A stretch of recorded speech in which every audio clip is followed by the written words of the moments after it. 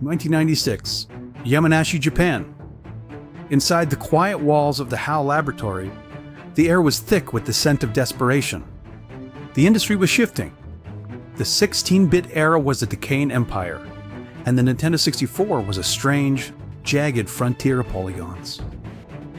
Two men sat in the dim light of a workstation.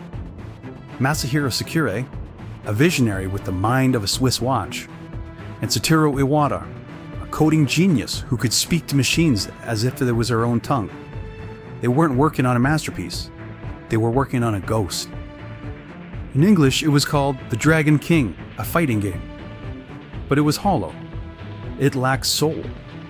The characters were featureless mannequins, gray slabs of geometry colliding in a sterile vacuum. It was technically perfect, but emotionally dead. Very knew that in the crowded coliseum of a 90s fighting game boom, technically perfect was a death sentence. He needed to catch lightning in a bottle. He needed the gods of gaming on his side. But he knew the executives at Nintendo would never allow their icons to be dragged into a common street brawl. Sakurai wanted the characters. Iwata knew the consequences.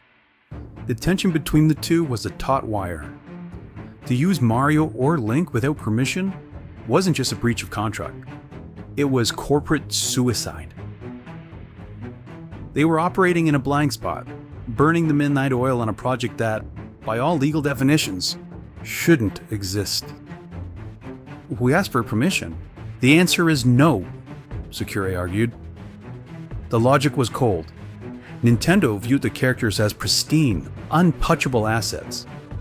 Having them punch each other in the face was a violation that they had built over decades. So they chose the path of thief. Eagerly, they began deskinning. Sakurai stayed up for 40 hours straight, meticulously mapping the movements of Nintendo's elite onto the Dragon King skeletons. Iwata, he worked in the shadows of the code, hiding the assets so that no wandering executive would see the plumber's silhouette on a test monitor. This wasn't a collaboration anymore. It was a conspiracy. Every line of code was a gamble. Every frame of animation was a lie they told to keep the dream alive until it was too late for Nintendo to say no. The day of the pitch arrived like a funeral. Sakurai carried the cartridge on his person like a live grenade.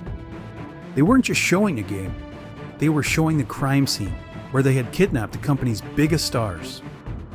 They entered the room with the Kyoto executives who held the keys to the kingdom. Shigeru Miyamoto sat at the head of the table, his face unreadable, a wall of silence that felt like a looming mountain. Sakurai did not lead with words. He simply pressed start. For minutes, the only sound was a clicking of the joystick. The air in the room was suffocating. Sakurai waited for the explosion, the demand for their resignations, the order to delete the data. But then, there was a shift, a lean forward. Miyamoto wasn't offended. He was mesmerized. The illegal pitch had landed. The gods were allowed to fight because, for the first time, they felt human. January 21st, 1999. Super Smash Bros. Launched. Nintendo, still shaken by the sheer audacity of the project, released it with a ghost of a budget. They expected it to fail. Instead, the world caught fire. 5 million copies sold. It wasn't just a game, it was a cultural event. The side project, well, that had become a pillar. Sakurai and Iwata, well, they had taken the void and filled it with a legacy that would span generations and millions of lives. 5 games later and 78 million copies sold. The universe built on a secret. They said it was impossible. They said it was never meant to be. But in the end, Sakurai and Iwata proved that even the gods of gaming need a place to let loose. The void was filled, the secret was out, and the world was never the same.